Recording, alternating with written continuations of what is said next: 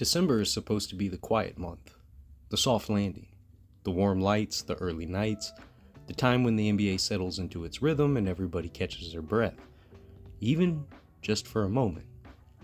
But not this year, not now, not in this tournament. Because the league didn't give us a calm December. It gave us a spotlight. It gave us pressure. It gave us the Emirates NBA Cup. 2 games last night. 2 games tonight. No distractions. No noise from the rest of the league. Just 8 teams walking into December basketball with March intensity and June consequences. I'm Vincent Cooper, and this is Round Ball Rants. Let's get into it. There are games in the NBA that don't just fill space on the schedule. They shift the temperature of a franchise. They expose who's real, who's resilient, who walks into the moment, and who gets swallowed up by it. And last night, in a building buzzing with cup pressure, the Orlando Magic walked in as a young team looking for belief, and walked out looking like something a whole lot more dangerous. Because this wasn't just a win. This was a declaration. Miami came into this game with familiar Heat attitude. The chest out, we've been here before confidence, and in the early moments, they looked like the team that wanted to punch first. Bam Adebayo was sharp, Tyler Herro was hitting early shots. They were controlling the flow, controlling the glass, and controlling the tone. But Orlando didn't flinch. They didn't fold under the lights. They didn't retreat when the moment asked them to prove that they belonged. They answered, possession by possession, with a maturity that teams their age usually don't discover until April. And the heartbeat of that answer was Desmond Bane. We've seen Bane have big nights. We've seen him be physical, confident, loud, when he needs to be. But last night was different. This wasn't a scorer losing himself in heat checks. This was a leader understanding the weight of the season, the weight of a cup, the weight of his team needing someone to walk into the fire. He gave them 37 points, and not a single one felt accidental. These weren't empty stats. These weren't highlight-chasing moments. These were shots that twisted the game. Shots that steadied his teammates. Shots that told Miami, you're not the only ones who know how to fight in December. Every time the Heat tried to close the gap, Bane answered with a jumper, a cut, a drive, a 3, some moment. And when Miami finally tightened their defense, trying to get the ball out of his hands, something beautiful happened. Orlando played like a team that's learning how to win. Paolo Banchero slowed the game down, picked his spots, leveraged his size, and forced Miami to guard him honestly. Jalen Suggs, the emotional engine of this team, turned defensive possessions into sparks. Loose balls became scrambles. Scrambles became energy, and energy became momentum. And then there's Wendell Carter Jr. If Bane was the flame, Carter was the foundation, winning the glass, anchoring the paint, protecting possessions like they were personal. It's the kind of stuff that doesn't fill highlight reels, but fills the win columns. The Magic didn't get lucky. They didn't get hot. They just executed. They won the intangible battles, the loose balls, the second chance rebounds, the mid-quarter momentum swings, the composure moments when Miami pushed back. And maybe the biggest sign of growth, they didn't get rattled by Miami's identity. They didn't shrink when the Heat turned up the physicality. They didn't panic when Herro hit tough shots. They didn't sag when Bam started imposing himself inside. They took Miami's best shot and then delivered one of their own. By the time the fourth quarter arrived, Orlando wasn't just trying to win, they were closing. They were running offense with purpose. They were communicating defensively. They were absorbing pressure like a team that's been here before, even though they haven't. That's the magic of the Cup. The league's youngest teams get to learn grown man lessons in December. And Orlando, they learned fast. When the final buzzer sounded, the scoreboard told the truth. Magic 117, Heat 108. But the story wasn't the score. The story was the tone. This wasn't a fluke, and it's certainly not an upset. This wasn't catching the Heat on an off night. This was a young team stepping forward. A team that found its heartbeat in Desmond Bain, found its spine in Paolo and Suggs, found its anchor in Wendell Carter Jr., found its identity in the moment. And now they've earned something even bigger, a trip to Vegas, a semifinal under the bright lights, a rematch with someone familiar who just sent their own message to the rest of the league as well. The Magic are no longer a cute young team. They're a threat. They're alive in this tournament, and they're heading into Vegas believing something they might not have believed in 2 months ago. We can win this. Before we move on, I want to take a moment to say thank you. Not from the show, but from me personally. Because Round Ball Rants is now a multi-platform podcast. YouTube, Spotify, Apple Podcasts. And we don't get here without you showing up. Episode after episode, moment after moment. We're growing, and we need you with us. If you're watching on YouTube, hit subscribe. If you're listening on Spotify or Apple, follow the show and leave a rating. It sounds small, but it changes everything for a creator trying to build something real. Your support tells the platforms this is a voice worth hearing, and it tells me that this journey is worth continuing. Alright, now let's keep going. And then there are games in the NBA where you can feel something shifting, even before the scoreboard tells the truth. Games where the arena buzz isn't about the moment that you're watching, but the moment you can feel coming. And last night, in Toronto, inside a building that's seen its share of battles, the Knicks stepped into a different kind of noise. Elimination noise, cup noise, pressure noise, the kind that rattles lesser teams and hardens the ones built for it. And right from the jump, you could tell these Raptors were trying to make this night emotional. They came out fast, running, cutting, firing from deep, trying to shake New York out of rhythm before the rhythm even had a chance to form. Toronto dropped 39 points in the first quarter. And for a moment, they had the Knicks wobbling. The Raptors weren't just making shots, they were trying to make a statement. But here's the thing about statements in sports. They matter until the other team responds. New York didn't panic. They didn't get loud, they didn't start forcing things. They just absorbed it. Because that's what veteran teams do. And make no mistake, this Knicks team might not be old in age, but they are old in spirit. They have scars. They have playoff DNA. And last night you could feel all of that start to pulse through them as the game tightened. The Raptors had emotion, but the Knicks had intention. And in a cup game, intention wins. Jalen Brunson has had big nights. We've talked about that. But last night wasn't about the numbers or efficiency or the shot making. Last night was about the authority. When the Knicks needed a stabilizer early, Brunson didn't rush. He didn't chase. He didn't try to match Toronto's adrenaline-fueled chaos. He waited. He surveyed. He let the Raptors burn the candle at both ends. And then, in the second quarter, he struck. Brunson's first half felt like a water rising under a door, slow at first, and then suddenly unstoppable. He hit threes off the dribble. He hit mid-range shots Toronto couldn't scheme for. He drove into contact, bounced off of bodies, pivoted, faded, reset. And when the Raptors tried to send help, he trusted the pass. He trusted his guys. He trusted the system. The Knicks weren't just scoring, they were solving Toronto. That 34-13 avalanche in the second quarter, it didn't just swing momentum, it broke the game wide open. Toronto went from fiery to frantic in about 6 possessions. They weren't just missing shots, they were losing their identity. Every rush jumper chipped away at their confidence. Every missed rotation widened the emotional gap. Every rebound that the Knicks stole drained another ounce of Toronto's belief. That's the cruelty of cup basketball. You can be brilliant for 12 minutes and still lose the night. This wasn't a one-man win, though. This was a team understanding the moment. Josh Hart might as well have been wearing shoulder pads. 21 points, relentless boards, defensive hustle that set the tone every possession.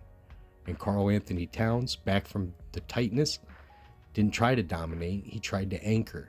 16 rebounds wasn't a statistic, it was a declaration.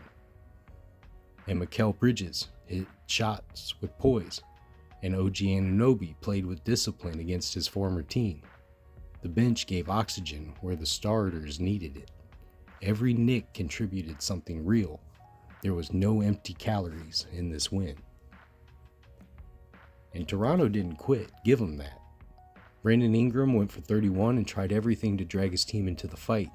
But the stage, this moment, the pressure, it exposes teams who rely on sparks instead of structure. The Raptors had burst, but they didn't have ballast. Every time they trimmed the lead, the Knicks answered. Brunson would hit a three, Hart grabbed a putback, Bridges found that corner shot, or Towns secured a board that ended a push. Toronto wasn't just getting beat, they were getting out-executed. And when the buzzer sounded, the Knicks didn't celebrate.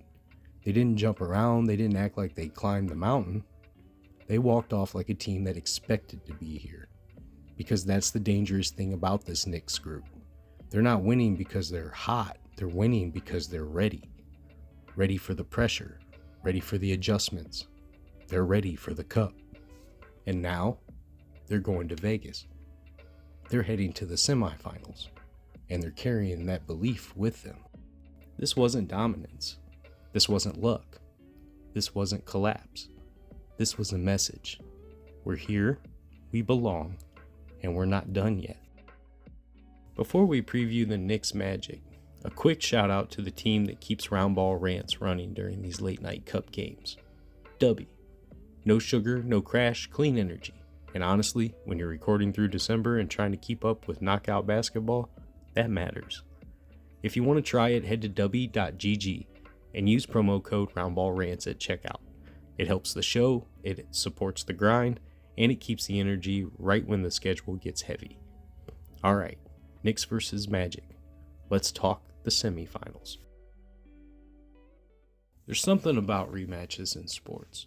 Something primal, something emotional, something heavy. Because when you've already seen a team, already felt their physicality, already walked into their schemes, their pace, their temperament, it changes everything. You're not preparing for a roster anymore. You're preparing for ghosts. Your ghosts. And theirs. And that's exactly what we're stepping into when we head to Vegas. Knicks versus Magic. Not a meeting, a rematch. One built off of history, tension, and unfinished business. These teams have traded blows all season. They frustrated each other, exposed each other, learned each other's habits, and now with a spot in the NBA Cup Final on the line, everything the last couple of months taught them gets thrown right back into the fire. Orlando walks into this game carrying something they haven't had in years, real momentum. They earned it by surviving a gritty, suffocating fight against the Miami Heat, and the heartbeat of that win was Desmond Bane. He didn't just score 37, he declared something. He played like a star who understood the moment, who understood the pressure, who understood that the Magic weren't just trying to compete anymore. They're trying to matter. Paolo Banchero, he grew up in that game. He slowed possessions down, made adult reads, leveraged his size, and hit shots that only number one options hit. And Jalen Suggs, he brought the chaos, the emotional combustion that turns loose balls into momentum, and momentum into belief. And Wendell Carter Jr., quiet, steady, essential. He anchored the paint, he protected possessions, he won battles that didn't show up in the little ESPN box score, but shows up everywhere else. Orlando didn't fluke their way into the semifinals, they executed themselves in. But if Orlando comes in hot, the Knicks come in controlled. Not arrogant, not lucky, not desperate. Controlled. Their win over Toronto was the kind of statement good teams make when they stop playing with their food and start playing with purpose. Brunson's 35, it wasn't fireworks. It was inevitability. Josh Hart's 21 wasn't noise. It was identity. Cat's 16 rebounds weren't filler, they were leadership. Mikal Bridges and OG Anunoby, They gave balance, the glue that turns talent into structure. The Knicks didn't just beat the Raptors, they outlasted them, out-executed them, out-intentioned them. They looked like a team that understood the stakes and played like it. Vegas doesn't intimidate this group. Vegas rewards discipline, and that's exactly what New York showed in the quarterfinals.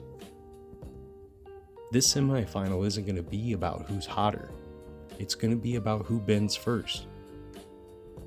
Orlando loves to crowd the ball early, force tough angles, and make you uncomfortable. But Jalen Brunson thrives on discomfort. If the Magic are even half a step late on rotations, he'll carve them up. And Orlando's backcourt runs on adrenaline. New York runs on body blows. Somebody's pace is going to break first. And if Paolo Banchero forces the issue, New York will swallow him whole. If he plays chess instead of checkers, he becomes the most dangerous player on the floor. And at the glass, this could decide the game. If Cat and Hart control the boards, Orlando gets stuck in half-court mud. If Orlando wins second chance opportunities, they hit the pressure right back on New York. Because for both teams, this cup represents validation. Orlando wants to prove the Miami win wasn't an accident, and New York wants to prove that the Toronto win wasn't their peak. Orlando wants legitimacy, New York wants inevitability. Orlando wants the moment, but New York wants the message. And right now in December, when teams are tired, when bodies ache, when distractions creep up in as Christmas gets closer, the ones who win are the ones who stay present in the moment. Vegas doesn't reward talent. Vegas rewards readiness, and both teams feel ready. This is going to be physical. It's going to be choppy. It's going to be emotional. It's going to swing on one or maybe two possessions. But the truth, this might be the best game of the entire NBA Cup, regardless of what happens in the finals. Two teams rising at the same moment. Two identities sharpening under pressure. Two paths colliding in December when everybody else is just trying to make it to Christmas. Vegas isn't getting a game. Vegas is getting a war. There's something about this time of year. The cold settling in, the days getting shorter, the to-do list getting longer, the world pushing us towards the finish line of the year, and we're still trying to understand it all. And then you turn on a game like the ones we saw last night. Games full of pressure, full of urgency, full of emotion. And suddenly it reminds you of something we forget far too easily. Pressure doesn't come to break you. Pressure comes to reveal you. These teams, the Knicks, the Magic, even the ones who fell short, they didn't walk into these cup games rested or comfortable. They walked in carrying the weight of the season, the weight of the expectations, the weight of December, just like a lot of us. And yet when the moment got tight, when the stakes got heavy, when the noise got loud, somebody stepped forward. Somebody found their shot. Somebody found their courage. And maybe that's the lesson tonight. When the moment presses in on you, that's not your cue to shrink. That's your cue to rise. We are less than 2 weeks from Christmas, a time that's supposed to feel warm and bright, but for a lot of people, it feels heavy. Financial pressure, family pressure, time pressure, life pressure. But here's the truth. The NBA keeps teaching us every December. You don't have to be perfect to move forward. You just have to show up. The Knicks showed up. The Magic showed up. Even the teams that fell short showed up with everything that they had. And maybe tonight, if the world feels loud, if life feels heavy, if the season feels like it's a little bit too much, you give yourself that same grace. Show up with the energy that you have, with the courage that you have, with the heart that you have. Because pressure doesn't decide your story. You do. And sometimes the brightest parts of the year come right after the moments that felt the heaviest. So breathe, lift your chin a little, and remember, this is still your December, and there's still time for light. I'm Vincent Cooper. This was Round Ball Rants. Thank you for being here. And remember, it's not just basketball. It's therapy with a bounce.